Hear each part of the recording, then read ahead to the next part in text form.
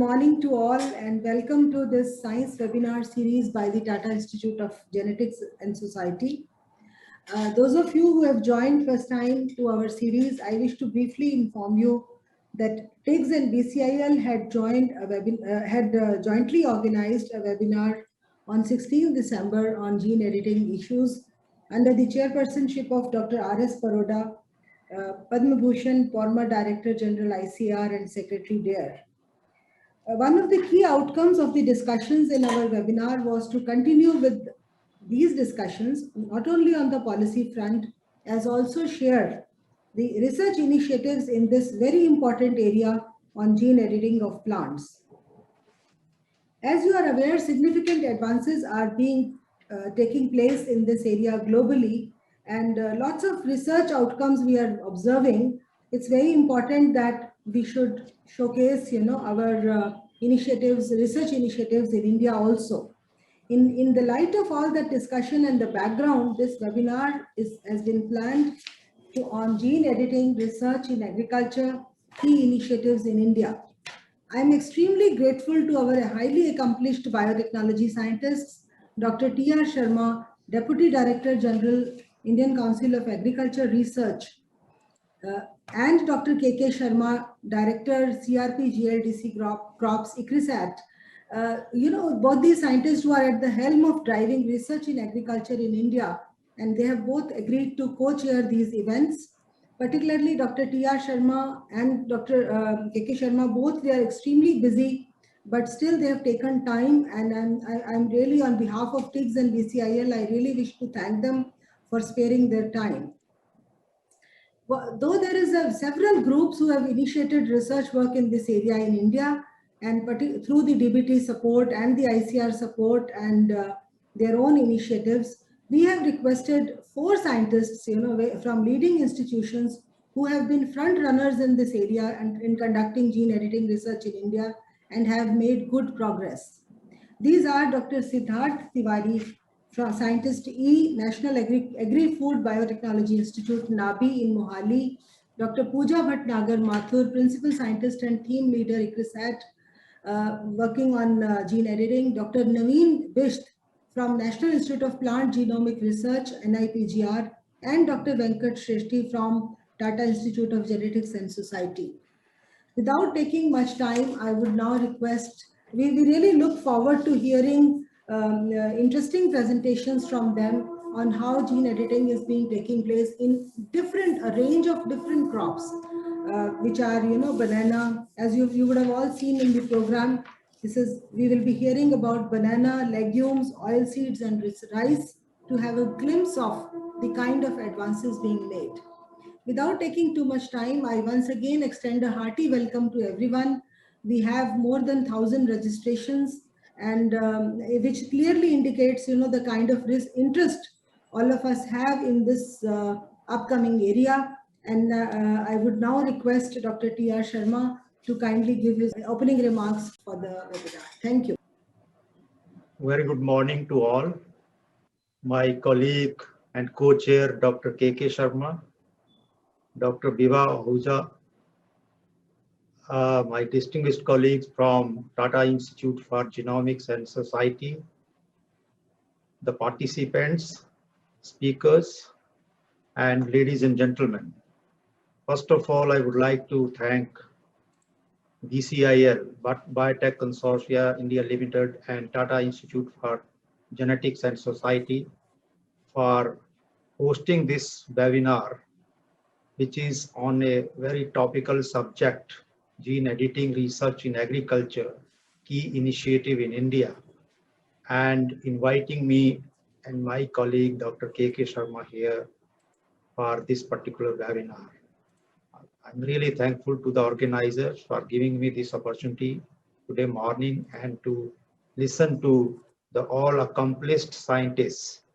And luckily, I know all of them at one point or other point of time. Either I have interacted with them or worked with them and on various aspects, and I would be happy to see their progress after few years. Maybe Dr. Siddharth after 1 year, and Dr. Waste after 6 months, Pooja after say, I think 2 years, and Venkat, I think I have to listen to very carefully because I also work in rice. If you see my profile throughout my life, I have worked on rice and starting from cloning and characterization of genes, mapping, and then promoter cloning, and also cloning of orthologs and allele mining in rice against rice blast. If you just Google my profile, you will see that my 90% publications are in rice. So I would be very happy to listen to Dr. Venkat. As we all know that this is one of the very important new plant breeding tool. It's a very important technique, and luckily both the uh, inventor, they got Nobel Prize last year, and that's again make this subject more interesting and also more important. In case of agriculture now, when we see this technique has come to very handy where we are now dealing with complex biochemical pathways where it is very difficult to map a gene or clone a particular gene or transcription factors. So for genome editing, the basic criteria which we have to see is which gene has to be edited. That's very important aspect, and the trait which that gene control, that should be very well characterized.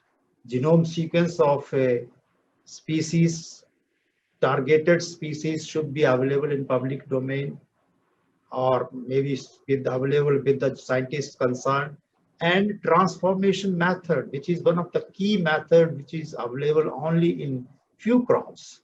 And that's why the limitation of genome editing is that wherein we don't have transformation method from a tissue culture or cell culture, we rarely can use this particular approach unless we go to use some other tools. So therefore, this particular, these criteria are very important, and we have seen that we have very important products now in pipeline, and I'm sure Dr. Siddharth and Dr. Naveen Best and Pooja is going to tell about their products. And luckily, Department of Biotechnology, Government of India has also come up with certain guidelines how to regulate genome editing in plants and in crop species. And those guidelines yet to be published and approved by Government of India, but at least guidelines are in place. So that is a very important message from all of us that government is serious about this particular new plant breeding tool, which is a very wonderful approach to modify a gene to edit a single base pair and then look at its phenotype, how it behaves. So we have very successful examples which our learned speakers are going to share with us.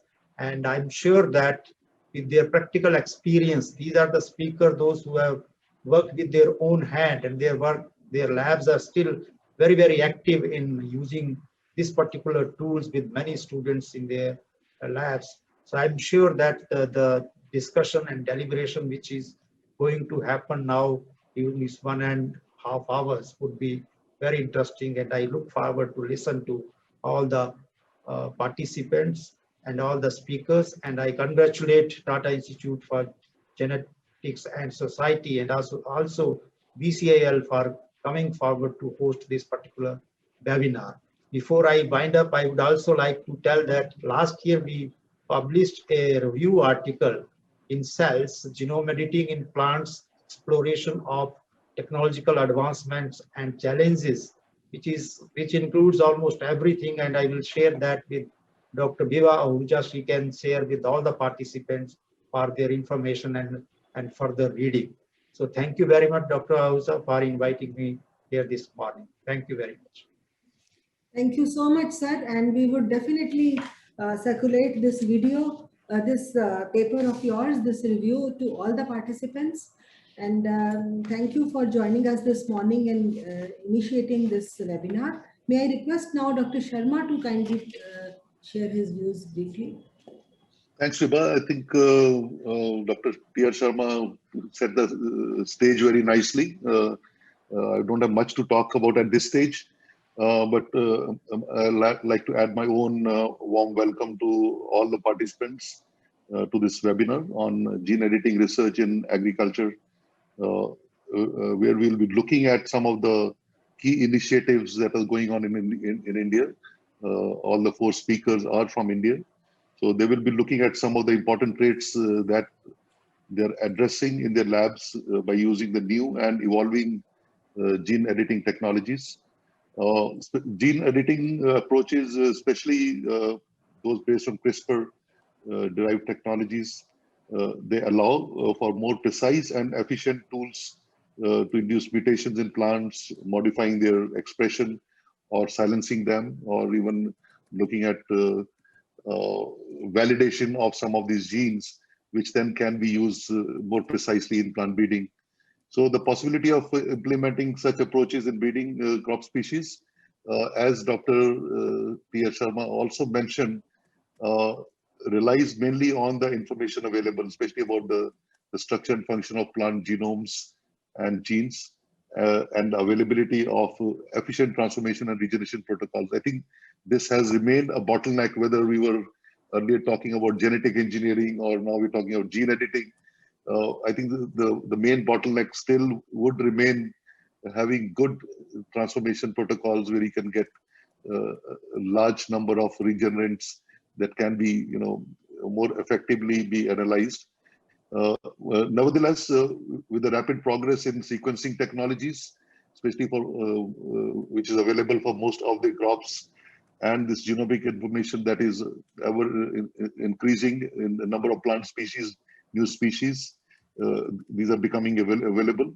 So the gene editing systems will offer better opportunities to edit genes with much more precision and creating new opportunities for crop improvement. So we will look forward to the 4 speakers. Thank the organizers, Tata Institute for Genetics and Society and the Biotech Consortium of India Limited for providing me this opportunity to co-share the stage with Professor Dr. P.R. Sharma. It's a privilege. It's also a pleasure to be associated with this webinar and look forward to the deliberations and presentations. I know most of the speakers, so I know what they will be talking about, and I'm sure the audience will have a good treat from these expert speakers. So we'll stop here and maybe let's get along with the business. Back to you, Dr. Sharma. Thank you so much, sir. Thank you for very, motivating remarks that we had, and that too, as I indicated in the beginning, from the, our chairs, both who have themselves, have hands-on experience leading biotechnologists with more than 20 years of experience in this area.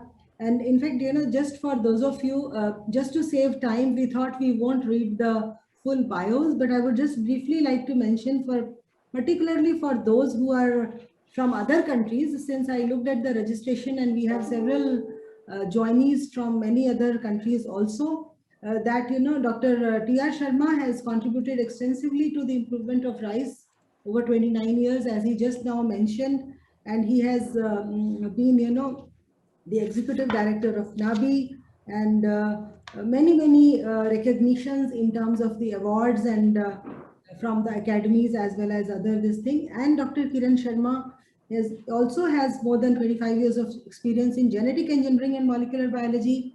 And particularly, I would like to mention here that he has been instrumental in setting up a platform for translational research in transgenic crops at ICRISAT, which is the objective of which is to facilitate the translation of genetic engineering technologies and the proof of concept to value-added products. Great motivation for our young scientists who have joined, that there is a lot of opportunities in this area. Thank you. With this, I would like to invite Dr. Siddharth Tiwari from National Agri-Food Biotechnology Institute to give his presentation. Dr. Siddharth and his team works on the metabolic engineering of staple crops, banana and wheat for nutritional enrichment. And they have taken several approaches, including transgenic, cisgenic, RNAi, and genome editing. And today he would be presenting his work mainly on the genome editing uh, initiatives in banana. Dr. Tiwari, over to you. Thank you so much, Dr. Beva. Thank you so much, first of all, to BCIL and TICS for giving me an opportunity to present my research on genome editing banana for nutritional improvement.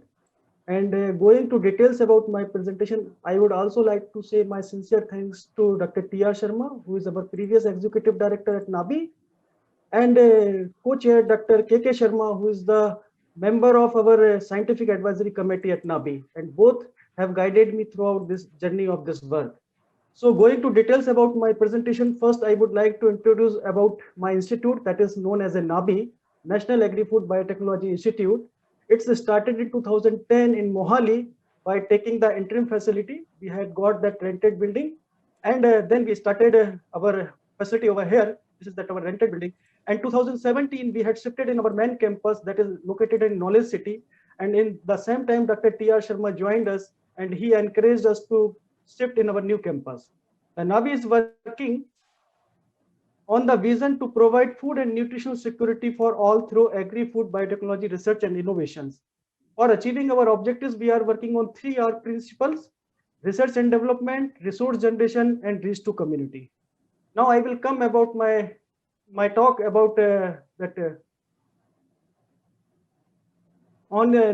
banana. And as we know that banana, along with banana, potato, sugarcane, citrus, cassava, those are clonally propagated crops, and they have certain advantages and disadvantages to work on genome editing approach.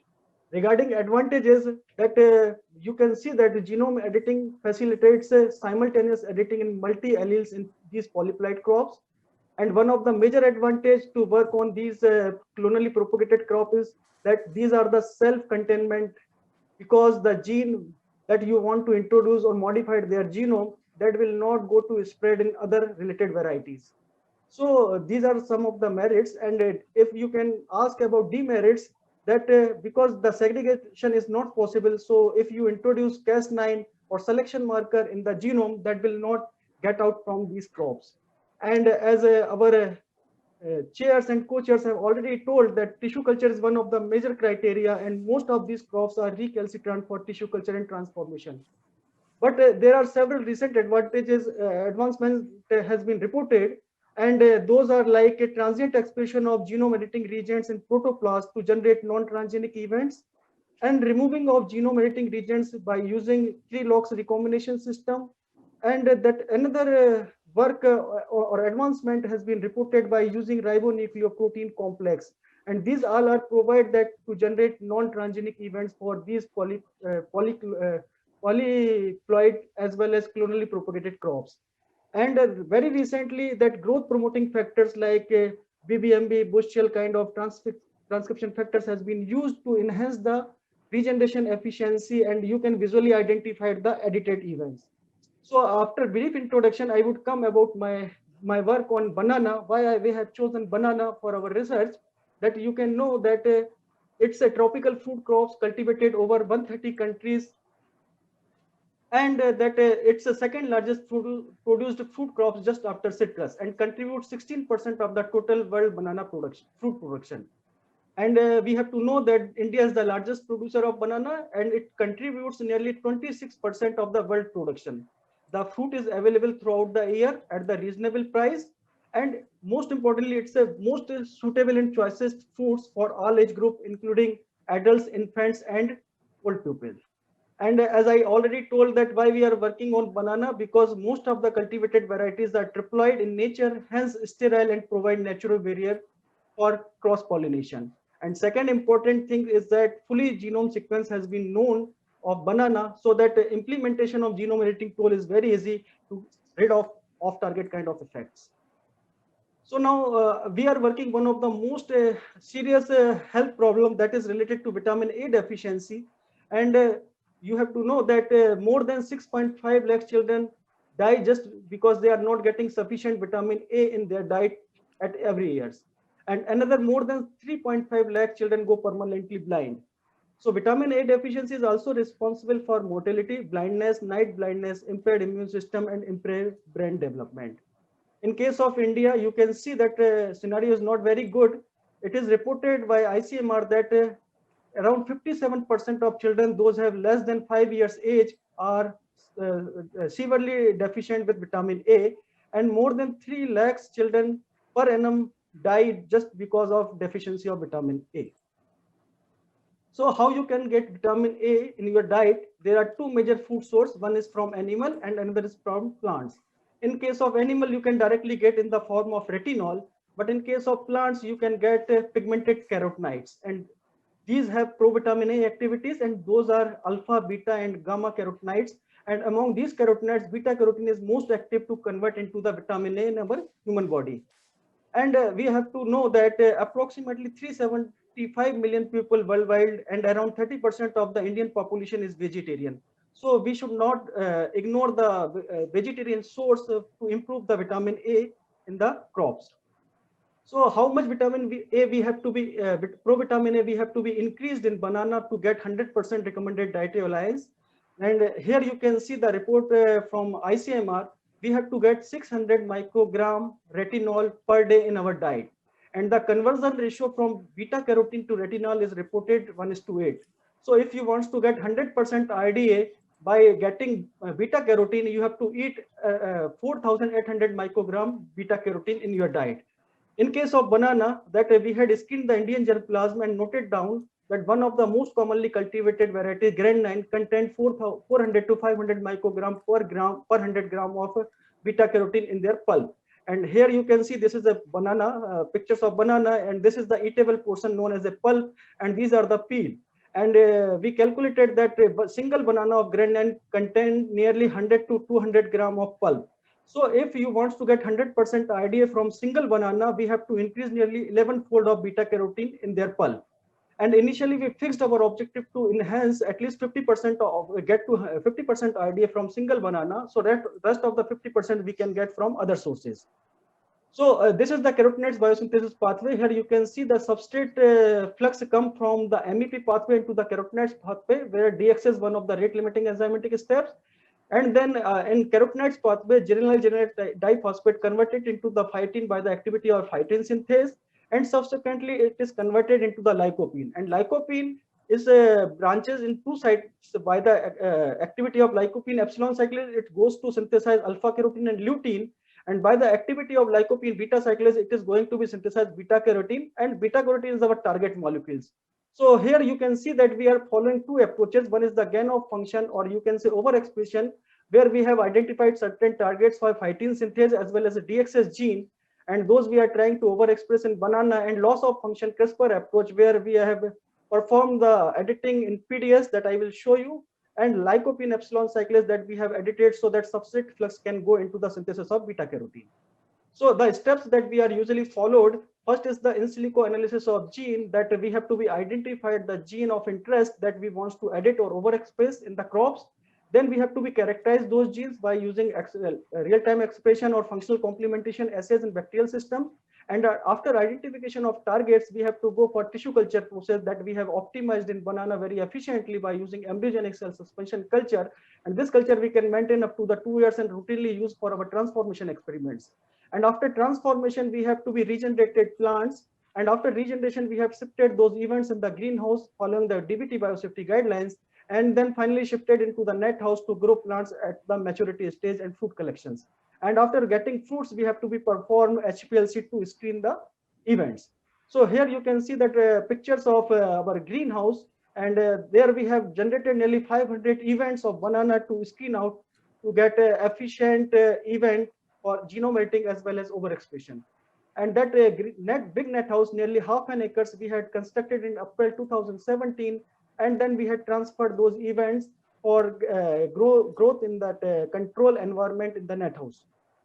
And here you can see after 1.5 years, we got our fruiting in these events, and then we had performed HPLC analysis. Now I am coming about my genome editing work. As I told, we had used PDS and lycopene epsilon cyclase to prove the editing and their applications. The first part where we had edited lycopene, phytene desaturase, as we know that this is one of the rate limiting enzymatic steps that is responsible to synthesize carotenoids as well as synthesis of chlorophyll. If you edit this PDS, the chlorophyll synthesis is blocked and you can get albino phenotypes. The similar, we had designed the constructs for that gene, and we got that PDS edited embryos where you can see the albino phenotypes. And then after sequencing, we find out some of the lines have shown that is generated stop codon in this PDS after editing. So that the gene is not able to synthesize protein, and due to this, the chlorophyll synthesis and total carotenoids has been downgrade or not synthesized. And that work was published in Functional Integrative Genomics in 2018. Now, second work is related to editing of lycopene epsilon cyclase, where we had designed the construct to target this gene in banana. And I told that lycopene epsilon cyclase is responsible to divert lycopene resources into the alpha carotene. And when we will edit this, the possibility to enhance the content of beta carotene. And we had generated number of lines, and you can see the catalog of edited lines. And we usually find the editing of GC deletion, AGC deletion, AG deletion, and T insertions. And then we had also performed T7 endonuclease assays to confirm that the editing is homozygous or heterozygous for all 3 alleles in banana. And finally, we had generated events and transferred into the net house. And when cutting the fruits, we have seen the deep yellow color in some of the lines. And we noted that the content in the most promising lines enhanced nearly 6-fold as compared to control, in 6-fold beta carotene as compared to the control. So that again, in the further, we had performed agromorphological analysis in these crops, and we noted down most of the lines have shown the comparable results as compared to control. And the work was published in Metabolic Engineering in the last year. And this is the first report in banana to improve any nutritional trait by using precise genome editing approach. Now we are working on the protoplast isolation of banana, and we have very good system to isolate this protoplast. And now we are trying to target all 3 genes like CCD4, lycopene epsilon cyclase, and BCH in this protoplast to generate non-transgenic events of banana. The second part is related to overexpression. As I told that DX is one of the rate limiting enzymatic steps, and after detailed bioinformatics, in silico analysis and complementation assays, we find out that DXS2 is responsible to enhance the beta carotene content in one of the cultivar Nendron, and that gene we had cloned and performed transformation in banana.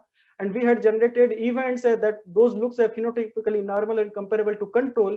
And after cutting the fruits, we find out that 20 to 30-fold high content of beta carotene in that grade 9 cultivars.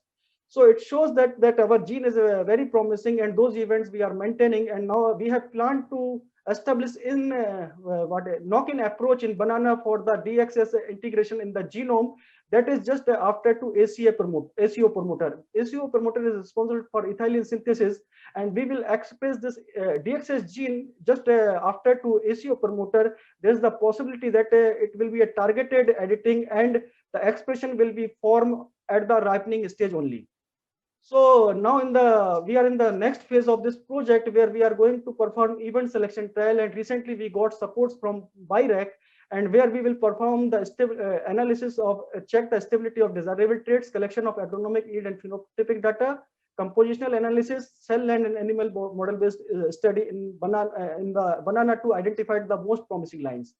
And that our genome editing work was highlighted at different platforms like IAAA, and also highlighted by the Rajya Sabha National Channel, where we had interviewed.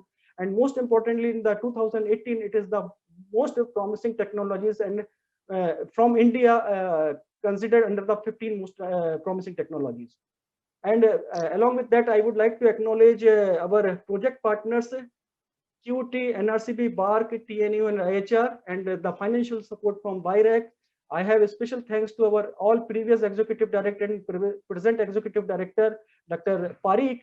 Those have supported me a lot to continue work on this banana biofortification.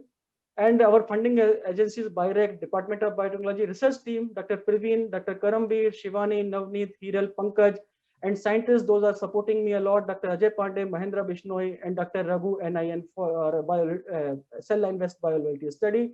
Senior Technical Assistant Pankaj Pandey, Atul Kumar, and Kamlendra. Thank you so much.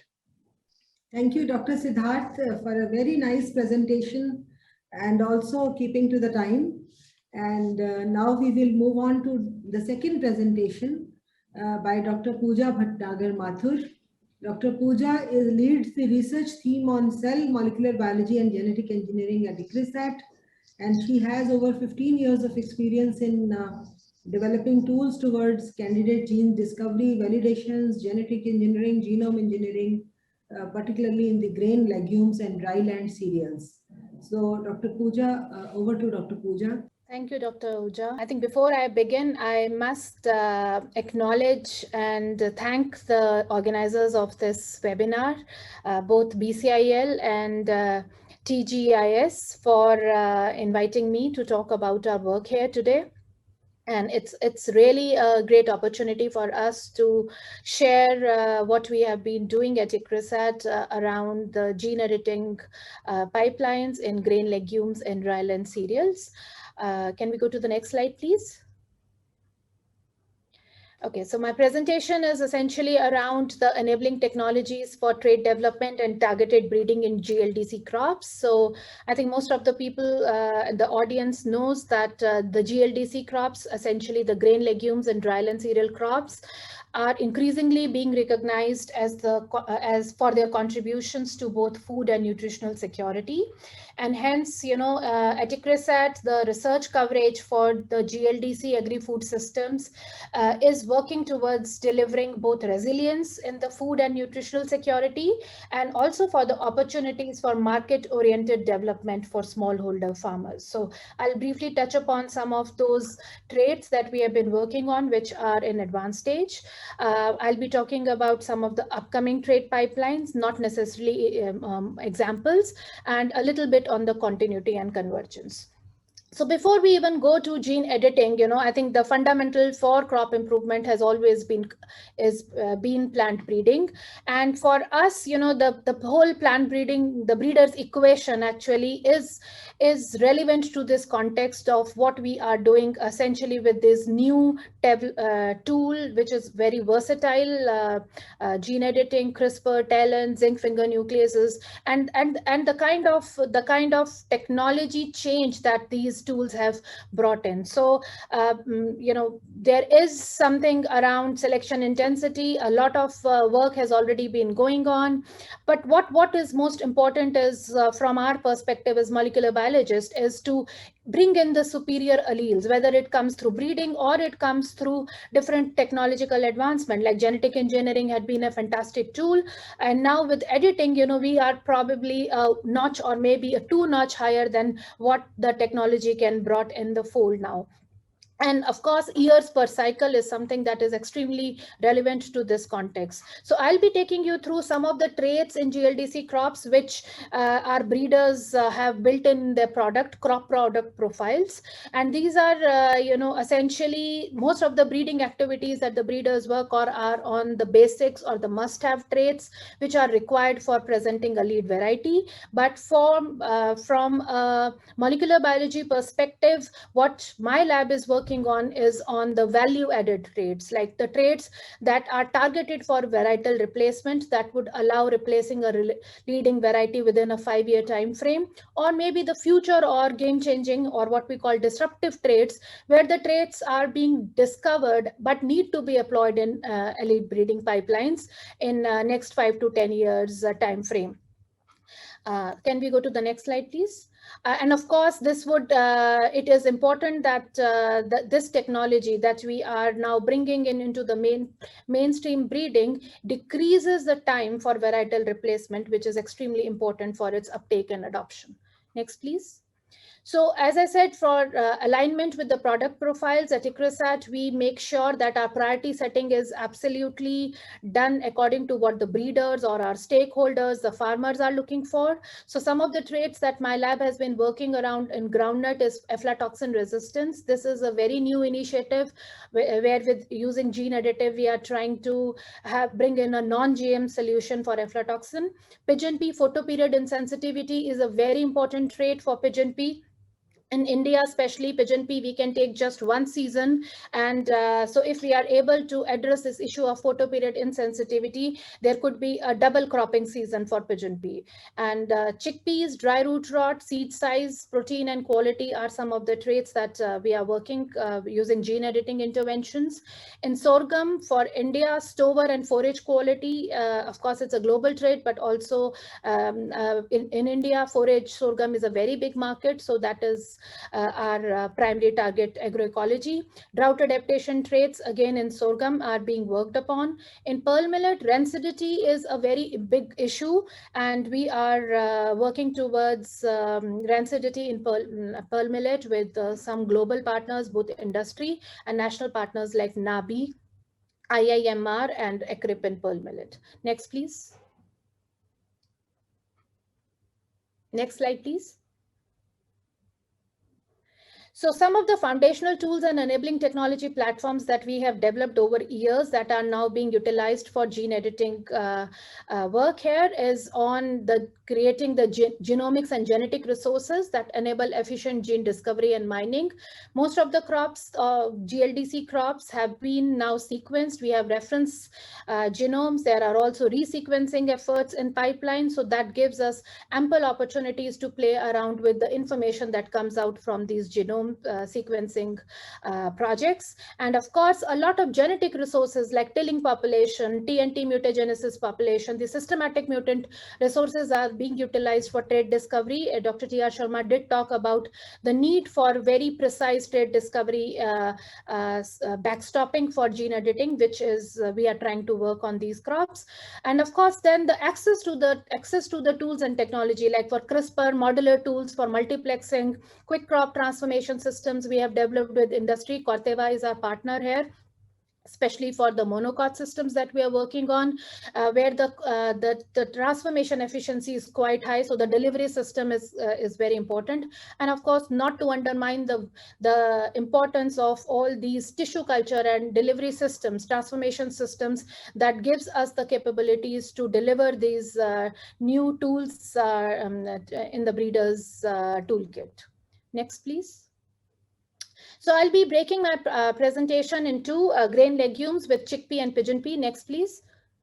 Where in pigeon pea, very quickly on what we are working on photoperiod sensitivity. As I said, photoperiod sensitivity is a very big problem in pigeon pea, and that is one of the major cause why pigeon pea cultivation has not been expanded to larger niches. And what we are trying to do is to develop and understand what the key candidates and the pathways that operate in super early lines available in pigeon peas, and then if we can sort of translate that information to the medium duration and long duration pigeon peas, that would be something that we are working on.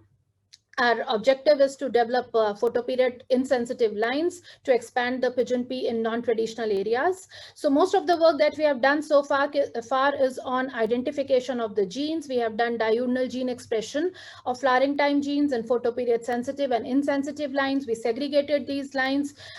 Next, please.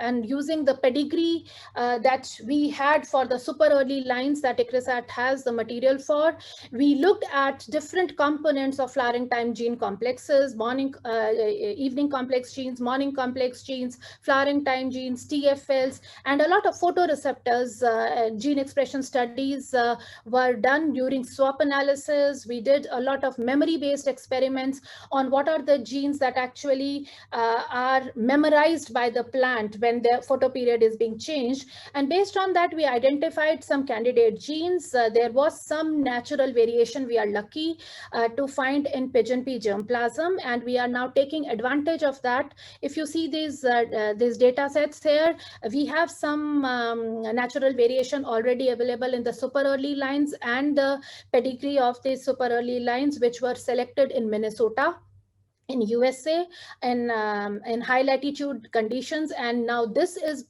has become a feeding stock for these candidate genes for us now to translate it using gene editing intervention. So what we are doing now, next slide please.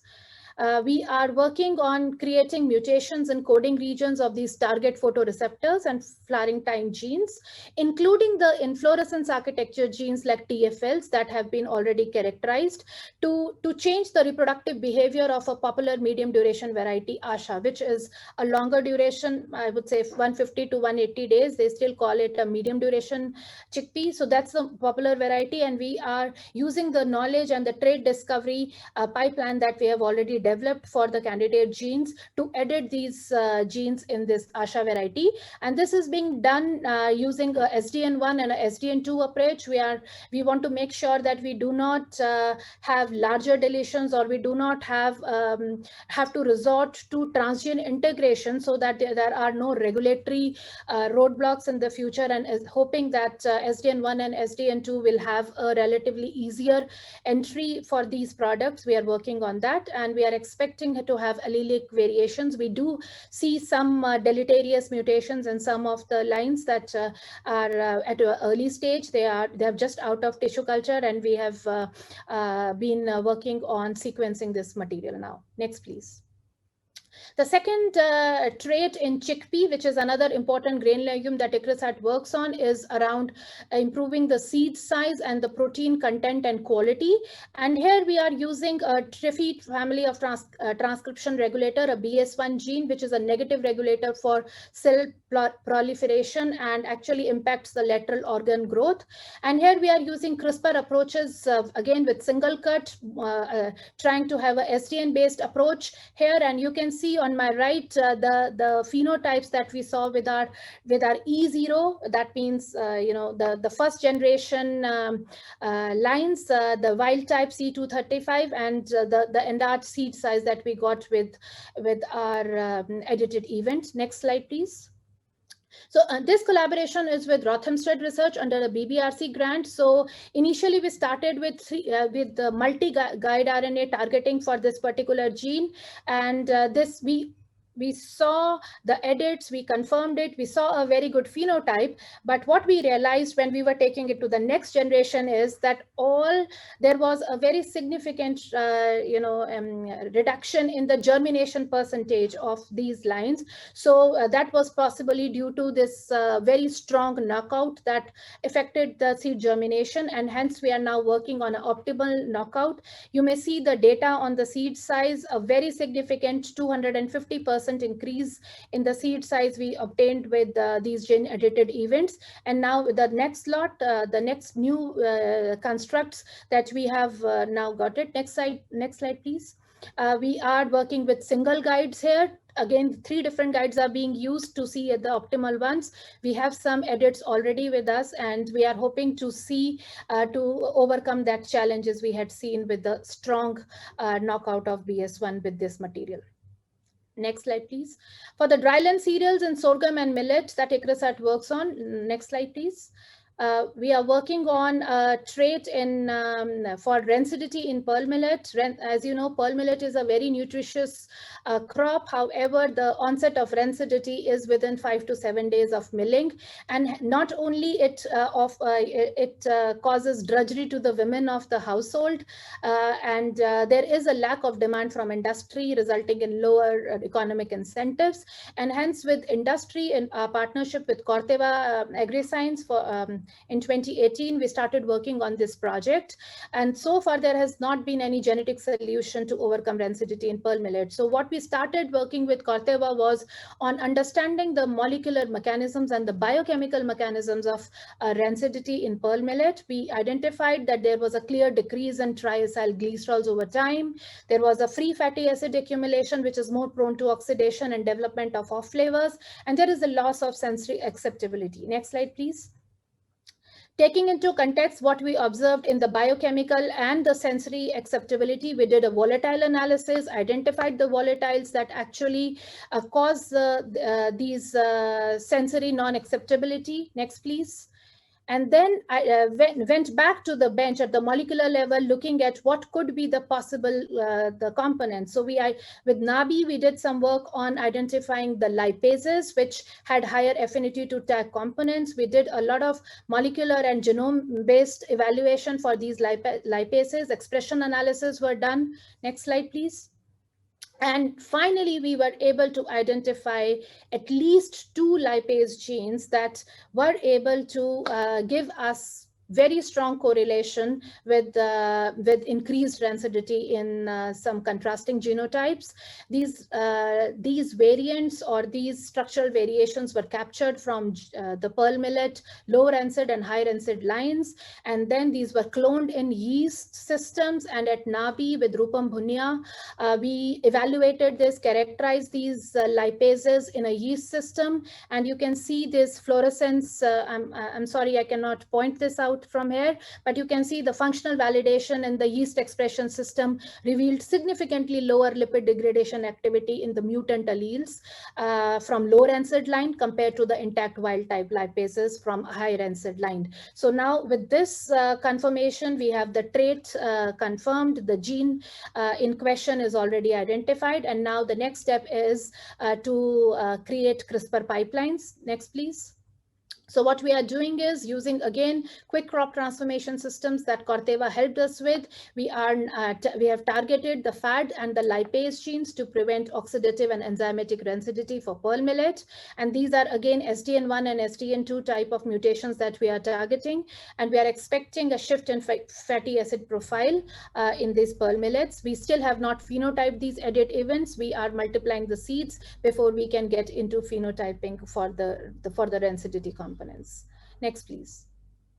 In sorghum, which is my last example here, the work that we are doing around gene editing, again with industry, is on developing in vivo haploidy induction system in sorghum, because in sorghum DH system still does not exist, and using the information that we have so far have from the work that was done in maize with STOC6, the matrilineal gene that was identified in rice and was identified in corn and was translated in rice and wheat. We have done the similar experiments in sorghum. Next, please. We have generated monoallelic mutations in E0 variants with MTL gene for haploidy induction. We did a flow cytometry determination for the DNA content. This material, next please, is now in T1 generation. We have homozygous variants identified, and you can see that the allelic variation we have obtained using gene editing approaches. And if you look at your right, this is the spike. This is the panicle for the gene editing, the inducer line that we have developed, where we do not see a significant change in the phenotype. However, there is a low pollen shedding and seed setting rate, which is typical of a haploidy inducer line. And we are now doing experiments with the breeders to make crosses and look at the frequency of haploidy induction. Next, please. So this is my last slide on, what exactly we envision moving forward at ICRISAT. The objective is to use gene editing tool not only as a molecular tool, but as a bridge between deploying the germplasm variation or the diversity knowledge that is coming from our gene banks in terms of trait prospecting that is being done as more and more gene banks are going digital, and taking these with forward linkages with our breeding pipelines for accelerated genetic gains for crop product pipelines. So definitely gene editing is an excellent tool that is patiently waiting to be used in breeders toolkit, and hopefully India is moving forward with working on an appropriate legislation and a regulatory framework to address gene editing products in agriculture. And I believe that as SDN1 and SDN2 category of products do not contain any new combination of genetic material, very soon we will be able to see a legislation where these are to be treated as conventionally bred and not regulated as under the rules 1989. And we definitely urge that India need reforms in enabling policies to facilitate this rapid adoption. And I hope this webinar takes this message through to the regulator and the governments, and so that we move forward in this direction. Next, please. So this is just an acknowledgement slide. This is my team, and I acknowledge the support of the team that has been diligently working on all these traits. Dr. K.K. Sharma is here, who has been the guiding and energy for us here in PTTC and also the Cell and Molecular Biology Lab. And these are some of the donors that I would like to acknowledge. Thank you. Thank you, Pooja. Thank you so much for a very extensive presentation covering many crops and many examples. We have our next presenter, Dr. Naveen Bisht, who is working in the National Institute of Plant Genome Research. He is the group leader, basically working on the Brassica species, and they have made a significant contribution in plant secondary metabolism and nutritional genomics in Indian oilseed mustard. Over to Dr. Bisht for his presentation. Good morning to the Tata Institute for Genetics and Society, TIGS, and the Biotech Consortium India Limited, BCIL, for organizing this seminar series on a very key area, gene editing research in agriculture, and what are the key initiatives that has been taken in India at present. So my group is working at NIPGR, National Institute of Plant Genome Research, the beautiful building right here. And for the last 10 or so years, I have been working on this particular crop, which is called Indian oilseed mustard, or Brassica juncea, that species name Brassica juncea. So I'll just give you a brief perspective about these crops, Brassica crops. So Brassica crop is a big crops, group of large number of crops, which includes Brassica rapa, Brassica napus, Brassica juncea, carinata, and Brassica nigra. And these are very important source of dietary vegetables, oil seeds, condiment, and animal feeds. Now, the crop which I've been working is Brassica juncea, which is also known as Indian oilseed mustard. This is second most important oilseed crop in Indian subcontinent, which is cultivated almost about 7 million hectares of land, with an average productivity of about 1 metric ton per hectare. So for the last almost 20 years or so, there was what are the major areas of improvement in this crop? Definitely increasing productivity has always been a big area for its improvement because of almost stagnant productivity, which is there for the last 20 years. And Dr. Painter's lab and Dr. Pradhan's lab in South Campus have done remarkable work in heterosis breeding by exploiting this DMH11 hybrids, which is based on Barney's Barsar system, which can have an increase of about 20 to 25% in rain-fed areas. Now, disease resistance, another area of concern is diseases. Definitely, this crop has a huge infestation of pathogens and pests. Major pathogen includes sclerotinia in recent years, Alternaria blight, white rust, and pest includes aphids and Plutella, the diamond black moth. So because of these major bitic factors, the productivity of crop is also decreasing year by year. Now, in quality improvement, there are two major areas of improvements. One is about decreasing the low UC content, which is and also the low glucosinate content also in the oil seeds. And when you combine these erucic and glucosinate lines in seeds, you have that is called canola quality oil. And as well as high oleic content of in oilseed quality is another areas of major improvement. Now, my group at NIPGR is working on glucosinolates, and these are characteristics of Brassicaceae family. What are glucosinolates? These are vast group of nitrogen sulfur containing secondary metabolites, which are derived from amino acids. Glucosinolates and their degradation products. So their degradation products have a wide range of biological activities. When we talk about these glucosinolates, during pathogen or pest attacks, they are converted into isothiocyanates, and because of which they form plant defense. They are a key component of plant defense. Some of the glucosinolates, like glucoraphanin, forms isothiocyanates, which is called sulforaphan, and these are present mostly in broccoli. And that is why broccoli is known as nutrition giant, because of this particular glucosinolates, which is specifically present in this crop. So this is also regarded as very nutritionally beneficial glucosinate because of its high anti-cancerous cancerogenic properties. However, there are many glucosinolates in oilseed brassicas like Brassica napus or Brassica rapa, like progroitin, which decreases the oilseed quality of this particular oilseed brassica crops. Especially like progroitin. Progroitin is a component which compete with iodine and is goitrogenic to the livestock. Now, when we talk about Indian oilseed mustard, it contains the oilseed mustard cultivar which we grow in India has very high amount of seed glucosinolates, which range from about 80 to 120 micromoles per gram dry fat DFAT set seed meal, which is very high. Now, as I told in the last slide, the high amount of these glucosinolates are known to be considered as anti-nutritional because of their pungent odor, biting taste, and it reduces the meal palatability, and also it's goitrogenic to livestock because the protein-rich meal which is extracted after oil is used for feeding the livestock, and this causes goitrogenic to livestock.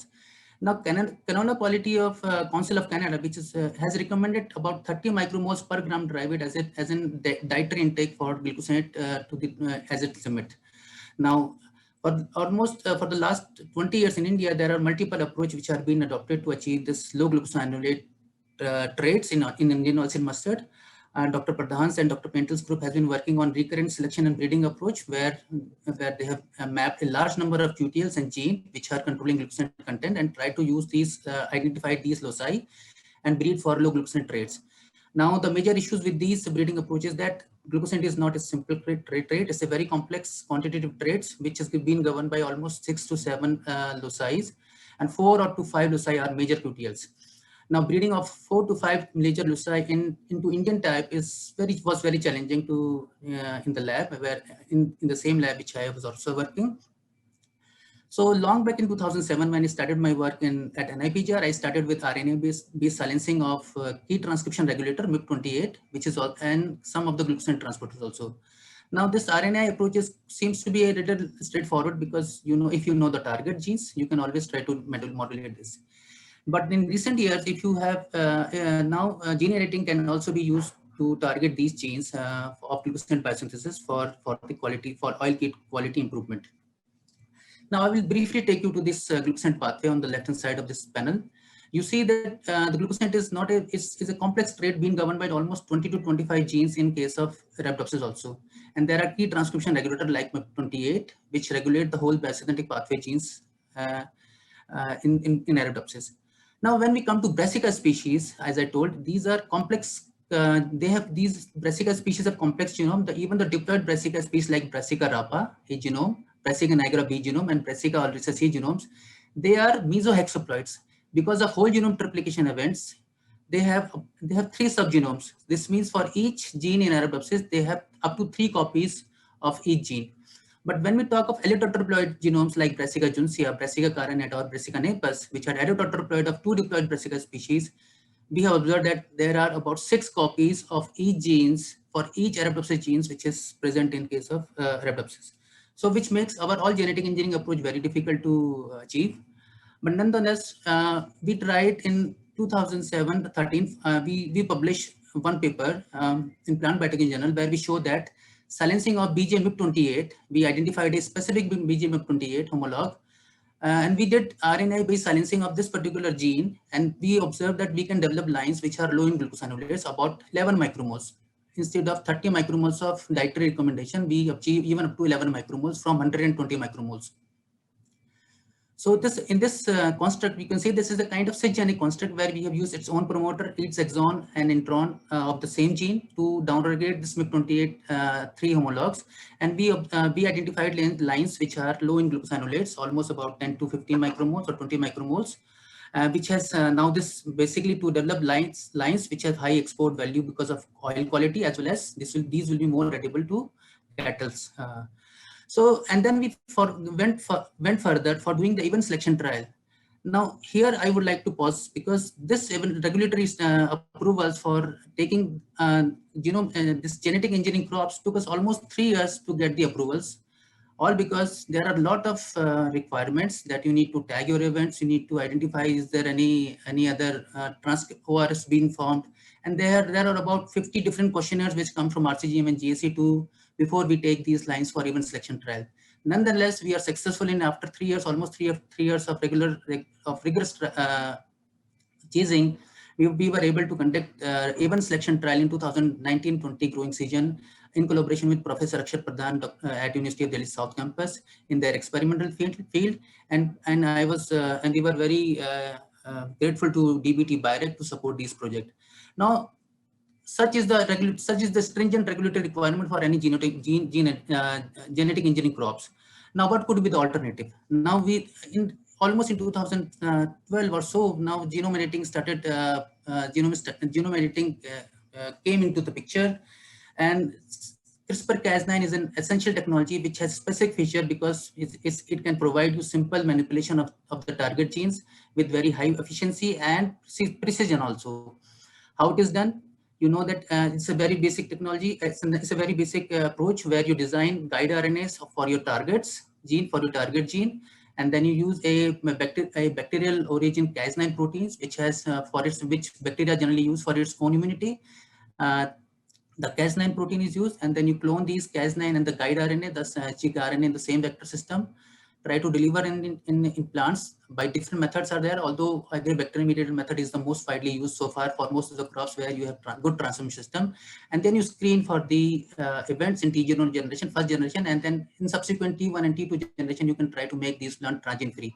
There has been many efforts in making these transgene free events, and there are many other approaches like RNP, which Dr. Siddharth also tells. So in almost about a couple of years back, there was a good paper in Nature Biotechnology where we found that what are the major potential commercial product in the year 2018, which are based on CRISPR gene editing. In soybean, you have a drought and salt tolerant soybean based on DRB by editing DRB2 and DRB2V genes. Chameleon also, which was increased oil content. They haven't disclosed anything about the genes. Likewise, green bristles, Baxicon, and white button mushroom. So there are many crops in the last couple of years also which are coming up and coming in a very good way from across the continents. Now, just a brief introduction about the statistics, a brief background about where we are standing right now in plants. Yes, when you see, most of the work in gene editing has been restricted to a very good number of research articles are coming in. Simple crops like rice, which is a diploid crop, and there is very good transmission system as well as very good vector system, which are able to deliver these genome editing in a very good way and target the genes precisely.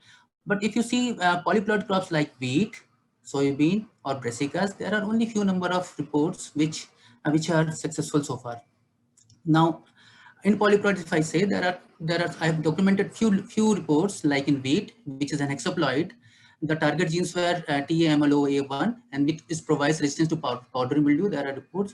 So likewise for potato, also tetraploid, there is altered start content has been altered, as well as susceptibility to herbicide has also been reduced by ALS, that is acetolactate synthane. Camelina, FAT2 genes for seed oil composition, and likewise there are few more reports in polyploid crops. Now, one of the major bottleneck for these polyploid crops are that they have large number of homologs, as I told, like in brassica, there are large number of homologs for each of these genes, and that is why the targeting of these genes are very difficult in these crops. Now, I'll give you one example of Brassica juncea where we are trying to manipulate one of the pathway genes. I have just for some publication, because these are all unpublished data. So this is we were trying to target a candidate genes which has about 6 homologs. So we almost, and it has some homology to another gene family also. So we identify guide RNA which are not, so identifying guide RNA is not so straightforward. So we have to identify guide RNA from 2 different locus. At least that is the thumb rule recommendation, that you identify guide RNAs at least from 2 targets, 2 loci, so that your efficiency, so that you have good surety about editing of these genes. And we edit these 12 homologs almost in a single go by making almost 4 different guide RNAs. Now, when we started our work, we took almost three candidate genes, one of which have 5 homologs, another candidate gene which has 6 homologs in Brassica juncea, and candidate 3 which has 6 homologs. We tried initially with the commercially available AdGene vectors. Unfortunately for Brassicaceae family, there were no reported reports. So we used a vector which was based on Arabidopsis ATU6 promoter, When we try to engineer these guide RNA, we use these vectors, we found that there was a very minor decrement of glucosinate rate in the T1 generation seeds, very low. So this means we need an efficient vector system for these targeting these genes in polyploid brassica. What we did is that we synthesized our own vector system where we tried codon optimization of Cas9 protein. So we developed in our own vector system like PZB200. We cloned brassica codon optimized protein of Cas9. And also to jack up the expression, we use a synthetic sequence which can have a higher efficiency of high transcription as well as translation efficiencies. And we use SP Cas9, the wild type Cas9 as a control. So we hope that these use of these vector system may help us in regulatory requirements for commercial application in future if we can come out of these Cas9 patent technology.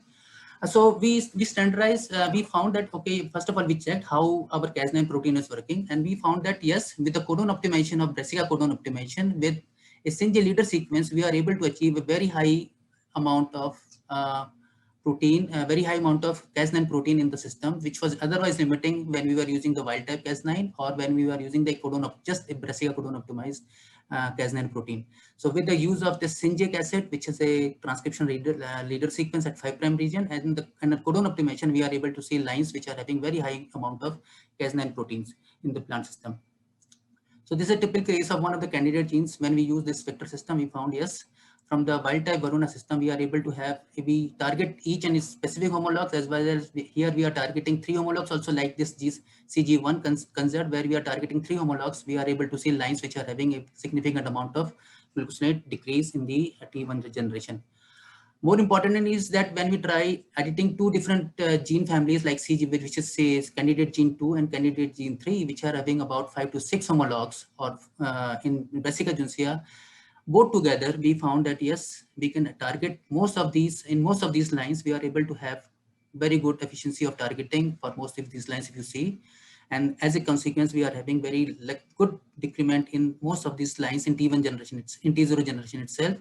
And in future generation, in T2 generation, we are even having, when we select a couple of candidates, good candidate lines of these events, the subsequent T2 seeds are having glucosinate as low as less than 30 micromoles of the dietary recommendation. So yes, with gene editing events, we are able to have very low amount of seed glucosinolates, and we are successful also to make these transgene free also by some by removing Cas9 from the progenies. Now there are few potential. Now this was big challenges for us, because tracking of almost 12 editing genes of 12 edits in 12 different genes was very. So what was the major requirement? During the work, what we found is, yes, we need to have a complete, the complete availability of complete genome sequence is a very must requirement. Unfortunately for Brassica juncea, the sequence was not available, and only recently from Dr. Pintel's lab this has been published. So now we have a good handle to use these complete genome sequence data so as to know the sequence information for most of the targets. Definitely good algorithms to efficiently design the guide RNAs, because generally most of the time we use CRISPR-P, although it is very good and handy tool, but what you get in silico does not always correlate with your experimental data also. Now editing, improvement of editing vector, definitely I think it is one of the major area of thrust area which should be tackled, because so far we have been using mostly the vector system which are from AD genes. We can definitely try to have codon optimization, as I told in my slides, that we can have codon optimization for specific crops, because you never know for your crop whether there is a codon optimized Cas9 protein or not available. You can have different promoter selection also for using this codon for these Cas9 proteins, because nowadays people are even using the meiotic specific promoters for targeting in the meiotic cells or in germline cells also for improved editing frequency. And definitely, as Dr. T.R. Sharma also mentioned, that high efficiency plant transmission system is a big issue which will always be there.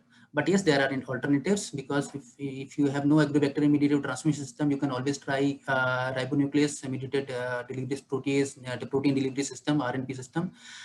However, here the requirement will be to use protoplast, And then from protoblast to generate plantlets are another challenge for these crops. Unfortunately, we have lost our tissue culture science in our country, where we are not trying to have good transmission system for most of the crops which we are growing in our country. But this is a major area which we need to work out. If we need to, you see, the transgene-free delivery system, you think RNP will be a very good handle to in coming future. And there should be a central depository, as we have been always debating. Yes, there should be a central depository system in our country, where we should have our own authentic tools and reagents for academic labs, so as to have freedom to operate. I will add, and at the end I will add that, and by saying that gene editing plants are indistinguishable from plants that could be produced with conventional breeding approach and which have long history of safe use. And this is a time for India to set a positive framework to use gene editing technology in its farms. As Dr. Mathur also told in the last slide, that India need to work out on these positive frameworks, how SDN1 and SDN2 and SDN3 methodology editing will be used for our translation purpose. Definitely SDN1, my feeling is that SDN should be out, because it has only one single base pair deletion or insertion. So it will be almost indistinguishable from the conventional breeding stocks. So we can take these, these guidelines should be coming very soon from DBT, should work on these. At the end, I would like to acknowledge my lab members who are very pioneer in working on these Cas9 protein. Roshan almost did most of the engineering for Cas9 proteins by cloning large, huge fragments in our own vector system.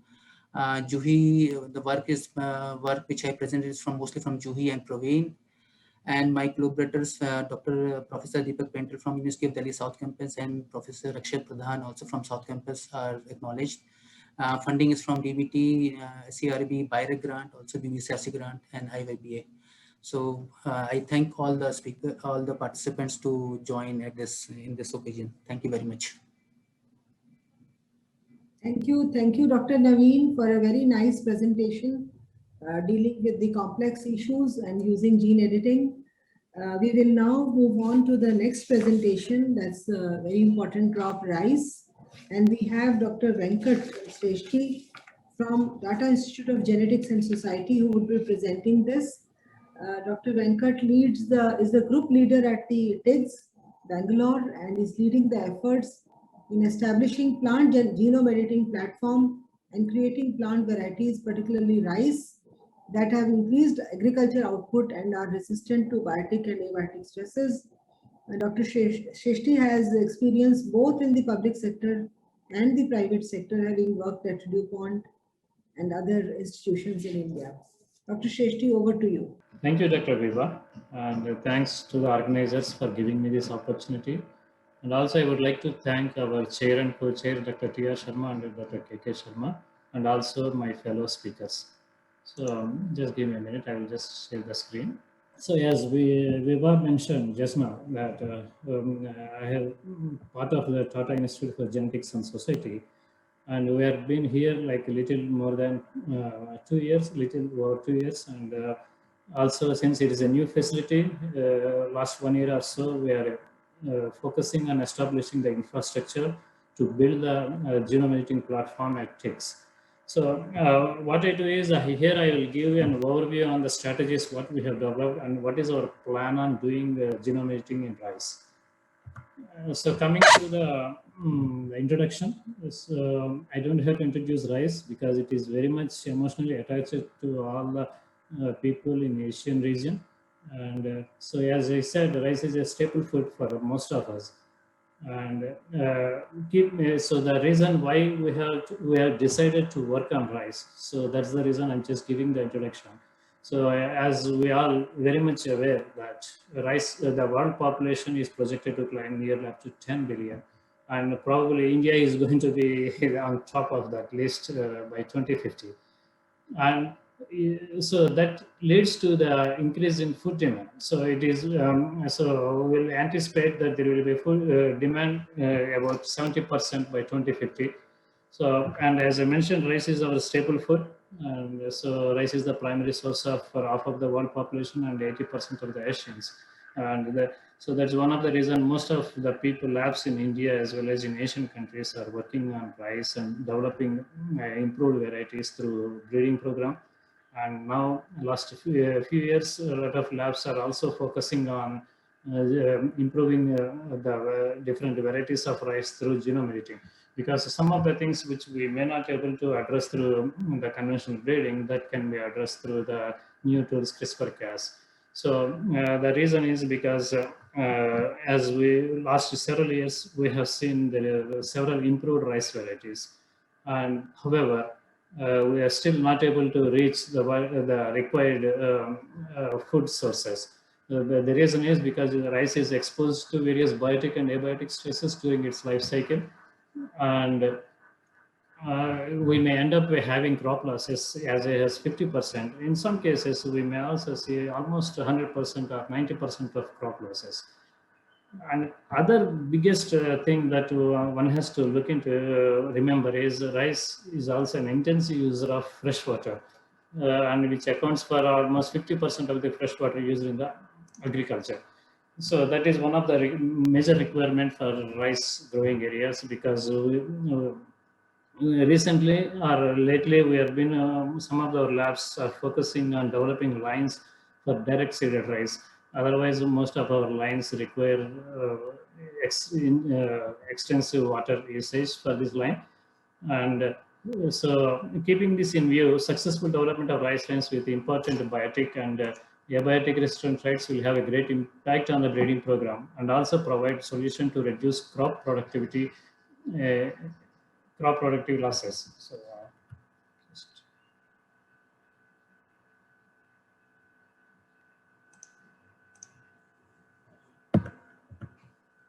So as I said, rice production. So first, our focus is, if you go back to 1960s, so the lines which were available at that time.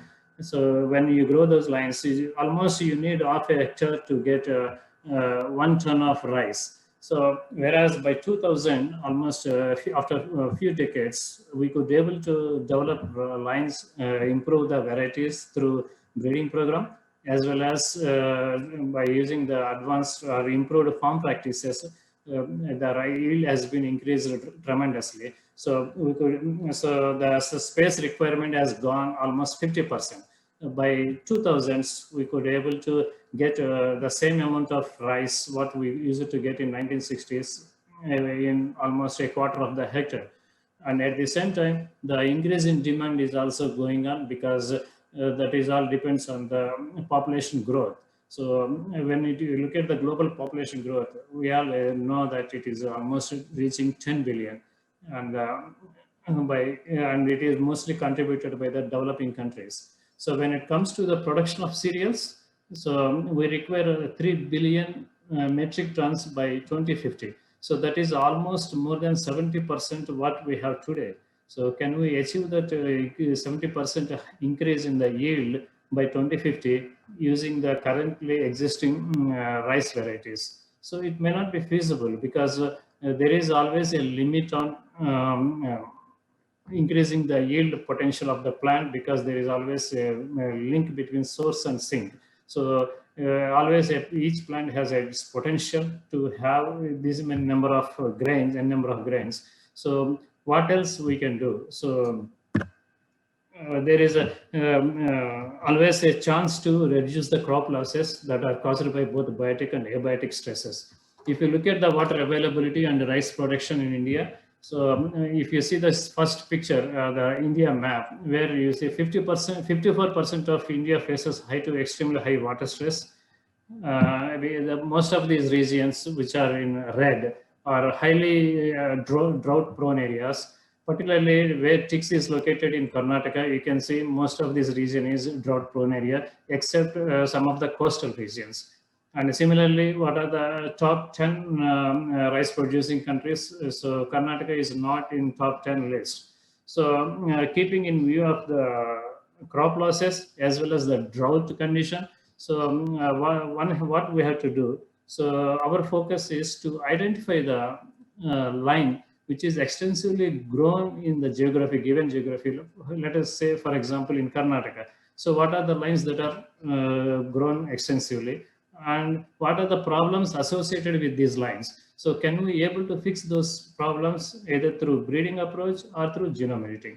So for that purpose, I have collaborated with the University of Agricultural Sciences, GKVK, with Professor Sesha Sai and his team, and where they have developed a line through backcross breeding. So in which they have taken a line which has a high water use efficiency as well as a good root mining, water mining features. That is the line having deep root type. So when they cross these two lines, they have identified traits in the introgressor line through marker assisted backcross breeding, and this lines has 23% more yield and 47% less water requirement. As I said in my first introductory slide, rice requires extensive freshwater usage. So when we have the lines like this, where this line requires less than 47% less water requirement for getting the proper yield,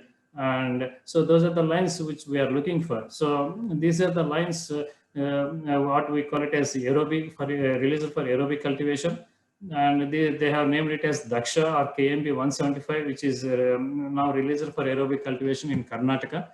And these lines now because since we are located in NCBS campus, which is close to the GKVK, and we have been collaborating with the team in GKVK to get access to these lines and understand the problems associated with these lines and how we can address those problems associated with these lines. So coming to the rice traits, which we usually categorized into agronomic, abiotic, and biotic components. So mostly under agronomic, yield, standability, and flowering trait, and under abiotic stress, you will see drought, submergence, salt reduction. These are the major traits that one has to work out to have the proper yield improvement. And under biotic stress, we have both diseases as well as pest biotic stress factors. So under diseases, both bacterial, fungal, and virus. Whereas under pest, we have majorly brown plant hopper. So here, mostly these agronomic traits are done by, these are all mostly complex traits, so which are not that easy to manipulate through genome editing. The reason is because if you just want to edit one or two genes that can contribute to the yield improvement, which may not stand stable in the field trials. So that's the reason some of these, mostly the complex traits, should be addressed through conventional breeding program, so that we can focus on the other traits which are mostly disease and pest. So these traits can be addressed through genome editing, so that this is a perfect combination of breeding efforts as well as the genome editing efforts, so that one can develop a right product for the right geography. And in addition to this biotic stress, and also one has to look into the weed infestation. So that is also one of the major problem, and so we have to focus also on the developing herbicide tolerance for these aerobic cultivars.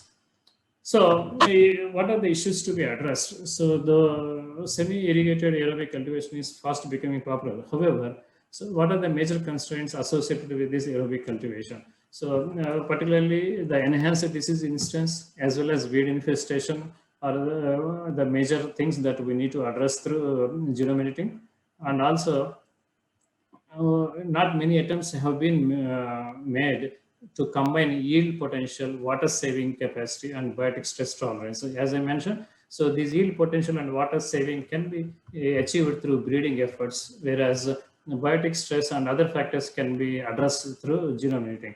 So what we are hypothesizing is that improving disease resistance and herbicide tolerance would significantly enhance the water saving advantage, because when you have aerobic cultivar, but when you are encounter with weeds or the diseases, then we will not have the advantage of growing the aerobic cultivars or the direct seeded rice. So when you address these issues, so it's easy for us to cultivate or extend these lines to the different parts of the geography.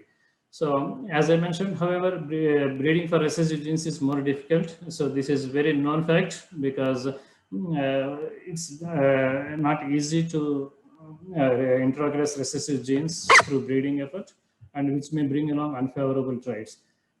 And so our hypothesis is to multiplex the genome editing approach in most appropriate and precise option, because we want to bring the selected biotic traits like, let us say, take for example, BLB, bacterial leaf blight, blast, or sheath blight. These are some of the major things that is giving major crop losses. So if we can address these things in addition to the weeds infestation, so all these things, if they are governed by one or two genes, so one can edit these genes independently or together in single plant, and that's and bring all these edited alleles into one line. So that's where our concept is multiplexing of the important alleles. So so coming to our major goal, so we want to develop CRISPR-Cas mediated multiplex genome editing of disease and herbicide tolerant traits for improving the performance under aerobic and as well as irrigated conditions. And so as I mentioned, our focus is not only on the lines which are meant for aerobic cultivation, and also some of the mega varieties which requires our attention. So, and most of our work is in collaboration with University of Agricultural Sciences. So our specific objective is improve disease-resistant rice cultivars by multiplex genome editing of the target alleles. And these target alleles are some of the disease genes that I have mentioned in my rice trait slide. And also develop the rice cultivars tolerant to broad spectrum herbicides by editing EPSPS and ALS genes to develop the resistance to glyphosate and sulfonylurea compounds. And the final point is, once we have all these edited lines, so ultimately we need to have the transgene-free edited plant because that is highly essential. That is the advantage of genome editing, by segregating out the Cas9 and other antibiotic marker genes.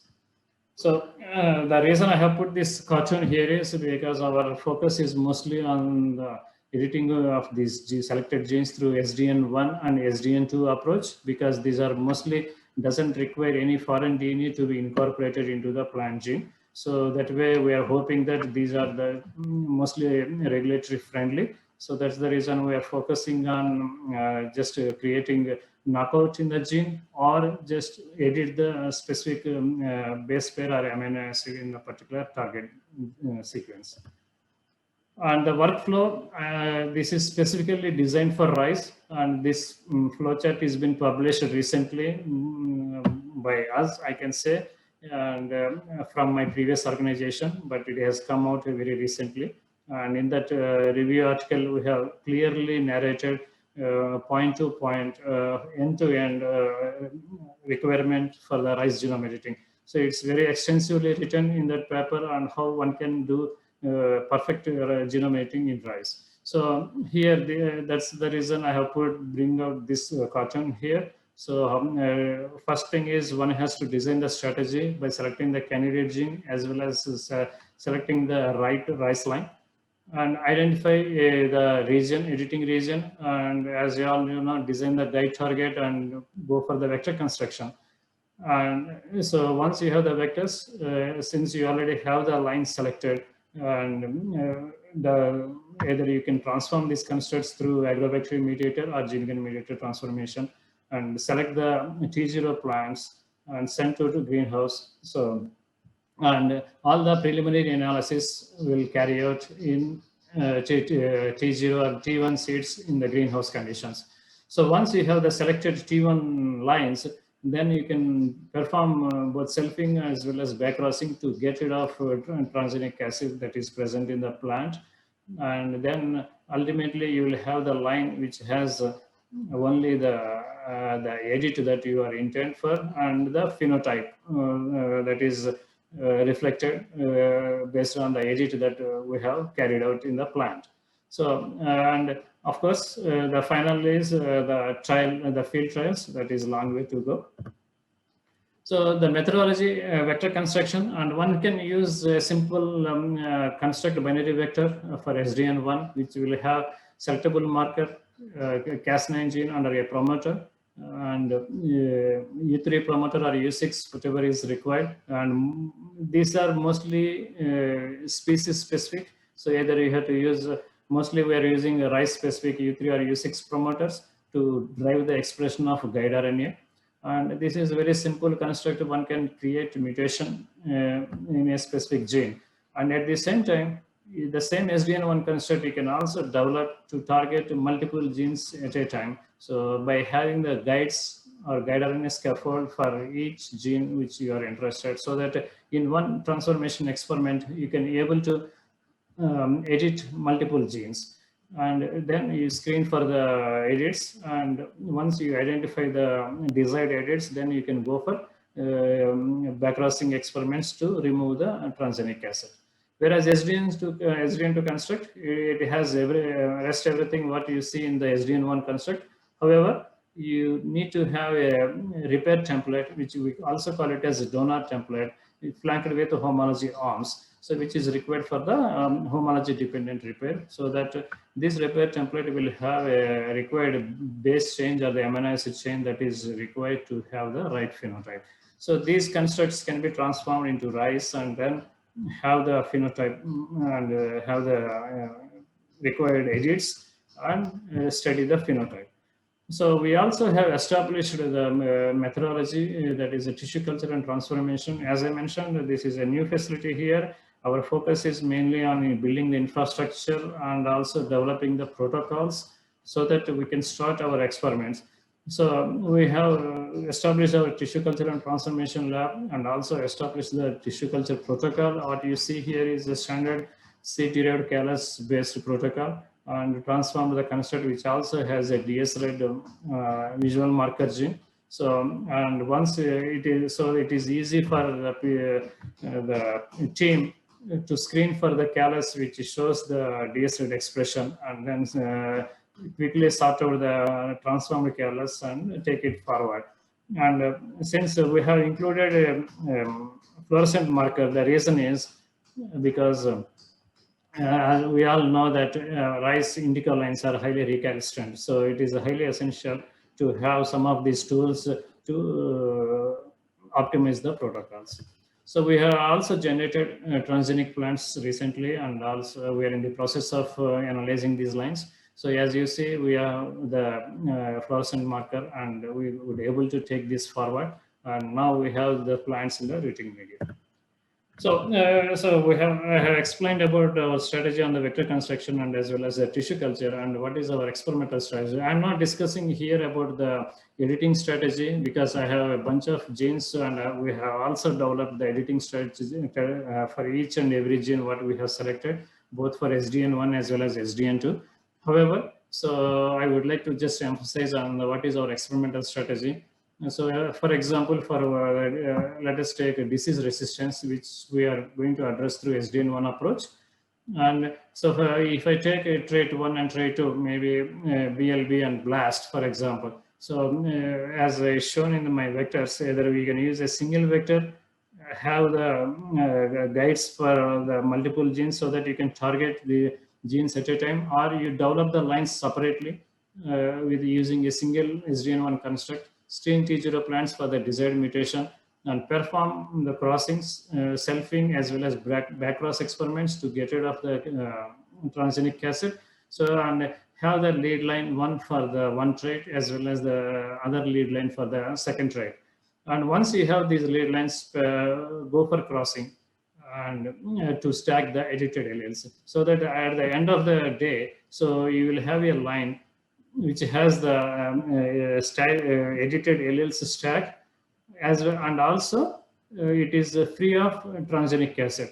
So the lead line, which is it should be similar to wild type plant, except mutations in the target gene and also the associated phenotype.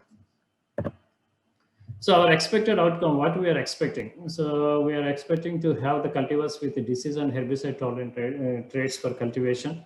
And also the water saved can improve productivity of other rain-fed crops, because we have one of our cultivar, aerobic cultivar, so which requires 47% less water compared to the other varieties. So that way the water save can be used for other rain-fed crops. And also the edited lines for individual traits or the stacked lines can serve as excellent trait donor material for further breeding. And also, since we are establishing the facility, so this is also we are training the human resource in this frontier area of research. So with this, I would like to thank Professor Suresh Subramani, who is our global director, and is very supportive of RISE genome editing program here, and also Tata Trust for funding. And RISE team, Rambabu, Girish, and Shyam, who have been involved in different area, in different parts of our project. And also we have collaborators in University of California, San Diego. And also we collaborate with the University of Agricultural Sciences, Bangalore, with Professor Uday Kumar, Dr. Sesha Sai, Ramay Gowda, Prasanna Kumar, Deepak, and Rajana. So this is the team, the whole TICS team located in NCBS campus in INSTEM building. This is a new INSTEM building on NCBS campus. And here is the team members associated with different programs. And one of the program is RISE genome editing. And thank you all. Thank you, Dr. Venkat. With this, we complete the 4 presentations that were that we had requested our esteemed scientists to present. And as you all noted, there's a gamut of traits on which the work has been going on, has been very good, excellent research leads they have, right from nutritional improvement to exciting traits by Pooja, which is showed rancidity, quality improvement, photoperiods, and then disease resistance, glucosinolates, and so on in a variety of crops. So this is very good. And we also noted that the researchers are also requesting for clarity and, more user-friendly regulatory approaches so that these projects can come to the society at the earliest possible. With this, I once again thank everyone and request Dr. KK Sharma, who is with us, and Dr. T.R. Sharma had to urgently leave for a meeting. That's what he posted a message, and I would request Dr. KK Sharma to kindly give his remarks, and so that we can, concluding remarks. Thank you, sir. Over to you, sir. Thanks, Vibha. So in the end, I thank all the speakers for their excellent presentations and showing a way forward to the use of the gene editing technology in agriculture research. Clearly, there is no doubt that this technology provides unique opportunities to address various input and output traits in agriculture, especially for addressing traits that are difficult to breed or that do not exist in our germplasm banks. Some of these important traits of immediate interest are, for example, plant height, quality, both enhanced traits like beta carotene we just heard, and disease resistance, abiotic stress tolerance, and accelerated domestication. That's an emerging area again, especially for wild species. So I'm sure that gene editing technology will provide unlimited opportunities to address many important and game-changing traits towards sustainable agriculture, especially of immense use to the smallholder farmers. So that's where the game-changing need to occur. We also need to start looking at the policy and regulatory framework around the gene editing products, especially involving the SDN1 and SDN2 types of editing that do not really warrant any detailed regulatory oversight. So I hope some of the regulatory regimes will ease restrictions or provide more opportunities to introduce SDN1 and SDN2 types so that the products can quickly reach the intended users.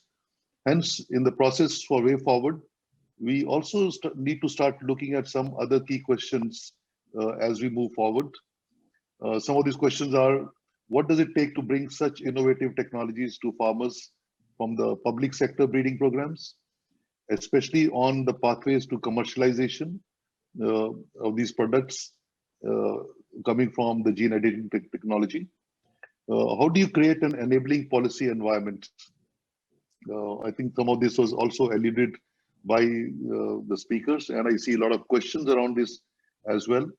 What is happening internationally at this time? I'm sure there are a lot of webinars happening looking at international policy environment. So maybe the next webinar topic can be on looking at international status, what type of products are coming out to the marketplace. So that will be useful to the participants. And also, how does the existing biosafety environment, such as the Cartagena Protocol, deal with this? I'm not really aware how they're treating. I'm sure there must be some discussions going on around that area as well. And what is the importance of regulatory harmonization for facilitating not only the research and development, but also the deployment and trade-off for gene editing products? So I think these are some of the small webinar series that can keep addressing more from the India-centric perspective on how do we really address these.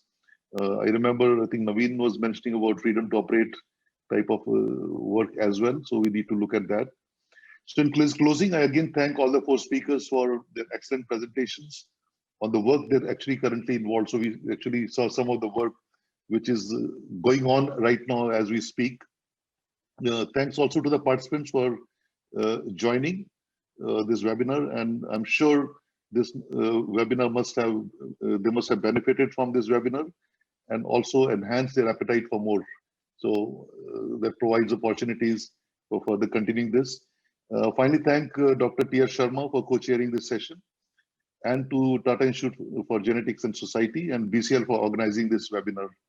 So have a great day. Nice being present at this webinar.